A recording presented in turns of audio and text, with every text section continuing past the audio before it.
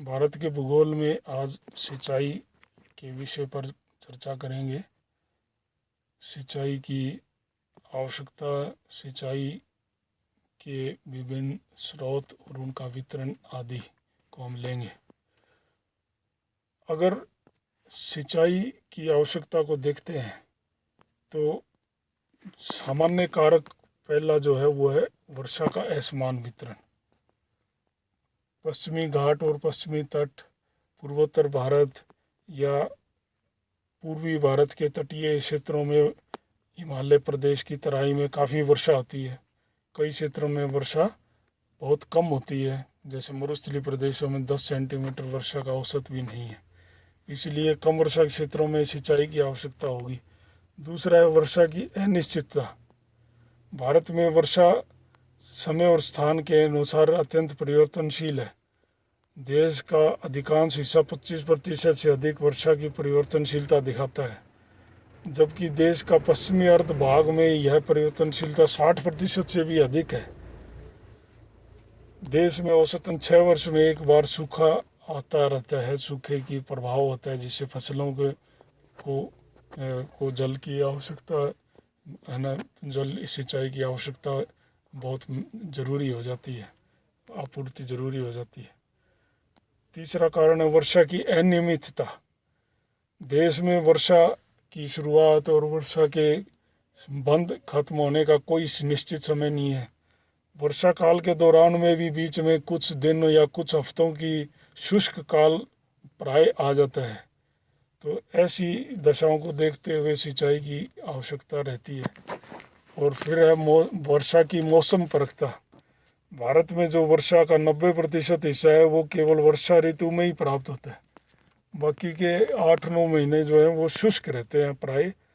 केवल उत्तर या उत्तर पश्चिमी भारत में शीतकाल में थोड़ी बहुत बारिश हो जाती है, या ग्रीष्म काल में नॉर्वेस्टर वगैरह से पूर्वी भारत, पूर्वोत्तर भारत में कुछ थोड़ी बहुत बारिश होती है। तो इस मौसम परखता के कारण भी बाकी के महीनों में सिंचाई की ज़रूरत रहती है। जल और सिंचाई की जो संभाविता है, पोटेंशियल, कितनी संभावना है। के.एल. राव के अनुसार भारत की नदियां एक वर्ष में औसतन 6.45 लाख मिलियन घन मीटर जल बहाकर लाती हैं। प्रति वर्ष 4.24 लाख मिलियन घन मीटर भूजल वर्षा के कारण रिचार्ज होता है। अनुमान के अनुसार 10 लाख मिलियन घन मीटर जल स्थायी तथा भूजल स्रोतों से उपयोग के लिए उपलब्ध है। 10 लाख मिलियन घन मीटर। देश की 139.9 मिलियन हेक्टेयर भूमि सिंचित की जा सकती है उपलब्ध जल से, जो कि कुल कृषि भूमि का 75% बैठती है।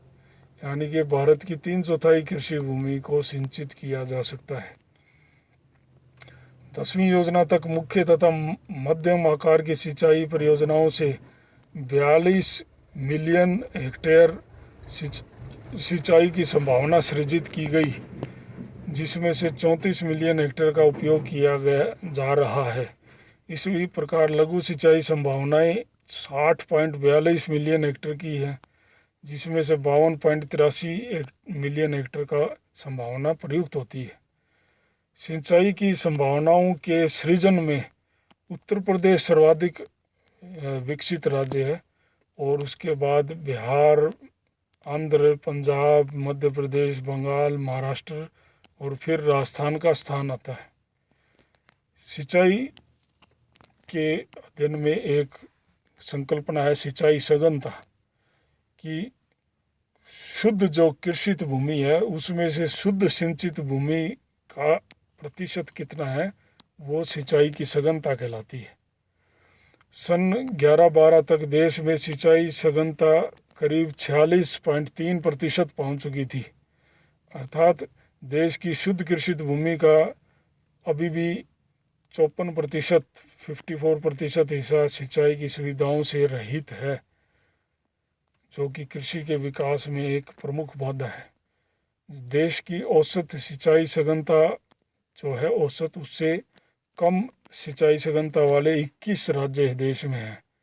सर्वाधिक सिंचाई सघनता पंजाब में मिलती है जो कि करीब 85% के आसपास है। हरियाणा में 82%, उत्तर प्रदेश में 78% के आसपास, जबकि सिंचाई सघनता असम में केवल 5 और झारखंड में करीब 10%, 10 साढ़े 9% ही है। देश के अलग अलग भागों में अलग अलग सिंचाई के साधन हैं।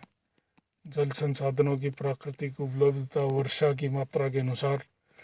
पहला जो है देखते हैं तालाब। तालाब जो है टैंक्स, तालाब द्वारा सिंचाई दक्षिणी प्रायद्वीपीय क्षेत्र में और उसके पूर्वी भागों में ज़्यादा प्रचलित है, क्योंकि यहाँ की स्थलाकृति मौसमी नदियों के ऊपर बांध बनाकर तालाब को, यहाँ का जो स्थलाकृति है वो पठारी है, कठोर चट्टानी है, तो उसके कारण मौसमी नदियों पर बांध बनाकर तालाब बनाने में आसान रहता है, उसके लिए उपयुक्त है। तमिलनाडु तालाब सिंचाई का परंपरागत क्षेत्र है, जहाँ अकेले एक ही राज्य में 24,000 तालाब हैं। कुल सिंचाई का 17.56% हिस्सा यहाँ तालाब सिंचाई से प्राप्त होता है।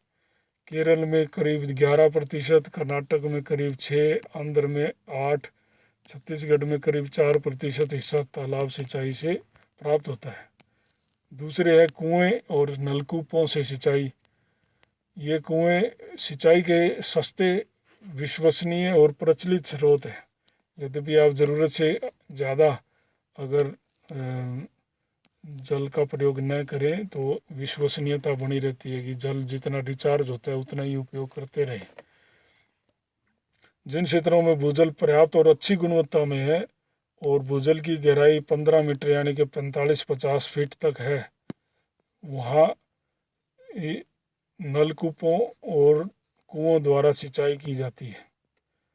कुओं और नलकूपों द्वारा सिंचाई का संकेंद्रण उत्तरी मैदानों में ज़्यादा पाया जाता है। पूर्वी राजस्थान, गुजरात, महाराष्ट्र, मध्य प्रदेश और दक्षिणी राज्यों में भी कुएं दूर दूर के भागों में सिंचित है, दूर दूर तक मिलते हैं। गुजरात में सिंचाई का 77% कुएं नलकूपों से प्राप्त होता है।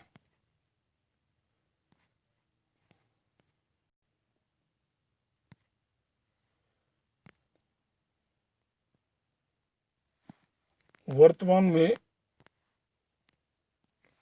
देश के सर्वाधिक प्रचलित सिंचाई के स्रोत ट्यूबवेल हैं, जिसे हम नलकूप बोलते हैं। देश में सरकारी और निजी स्वामित्व वाले 45 लाख से अधिक नलकूप मौजूद हैं। निजी नलकूप, जिसे पंपिंग सेट भी बोलते हैं, ये काफ़ी उपयोगी होते हैं, सुविधापूर्वक भी हैं, और आम किसान, मध्यम आकार का जो भूमि का मालिक है, वो इसको ऐसे नलकूपों को स्थापित करने में सक्षम भी है। प्राय छोटे किसानों के लिए थोड़ा भारी हो सकता है। देश के सर्वाधिक नलकूप उत्तर प्रदेश राज्य में पाए जाते हैं। शुद्ध सिंचित भूमि का करीब 79% उत्तर प्रदेश राज्य में नलकूप और कुओं से उसका जल प्राप्त होता है। राजस्थान में करीब 74%, पंजाब में करीब 73%, गुजरात में 77%, मध्य प्रदेश में 68 के करीब और महाराष्ट्र में करीब 67% सिंचाई कुएं नलकूपों से ही होती है। सिंचाई का एक अन्य महत्वपूर्ण स्रोत नहर है। देश में शुद्ध सिंचित क्षेत्र का करीब 1/4 यानी कि 24.5-24% सिंचाई नहरों के जल से होती है। भारत में विश्व के नहर तंत्र का सबसे बड़े जो जाल है उनमें से एक निहित है, जहां करीब 1 लाख किलोमीटर लंबी नहरें मौजूद हैं। नहर द्वारा सिंचाई सतलुज गंगा का मैदान यानी उत्तरी मैदान, यूपी, पंजाब, हरियाणा, बिहार में बड़े स्तर पर सिंचाई इस माध्यम से की जाती है। प्रायद्वीपीय भारत पठारी प्रदेश है, जहाँ उतार चढ़ाव के कारण नहरों का निर्माण आसान नहीं होता है।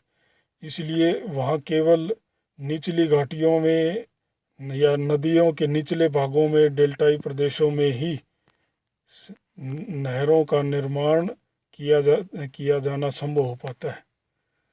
अगर नहर द्वारा सिंचित क्षेत्र देखें तो सर्वाधिक सिंचाई जम्मू कश्मीर में होती है। जम्मू कश्मीर में सिंचाई अन्य स्रोत है ही नहीं, जितना भी है वो नहर ही होता है।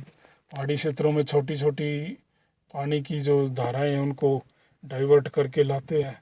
तो करीब 91% सिंचाई इस राज्य में नहरों द्वारा होती है। असम में 82%, छत्तीसगढ़ में करीब 66%, ओडिशा में 65%, यूपी में केवल 19%, क्योंकि यूपी में कुएं नलकूप महत्वपूर्ण स्रोत है। तमिलनाडु में करीब 26% और राजस्थान में 24%, पंजाब में 27%। पंजाब में भी नलकूपों की से सिंचाई अधिक होती है, ये नहरों से सिंचाई होती है। हरियाणा में नहर सिंचाई की भूमिका करीब 42% है, बाकी की सिंचाई भी नलकूपों से होती है। तो इस प्रकार अलग अलग देश के अलग अलग भागों में सिंचाई के अलग अलग महत्वपूर्ण अलग अलग स्रोत विकसित हुए हैं।